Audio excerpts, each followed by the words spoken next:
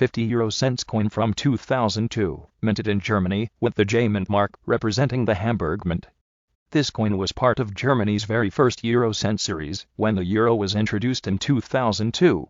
On the reverse, you'll find the common European map design. But the obverse, it features the iconic Brandenburg Gate, symbolizing the unity of East and West Germany after the fall of the Berlin Wall. Powerful and symbolic.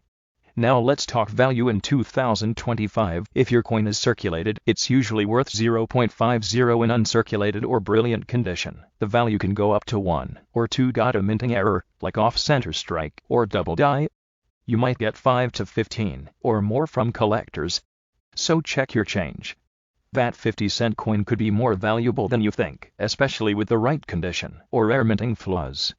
Like this video if you enjoy coin facts, subscribe for more hidden treasures, and share with your collector friends.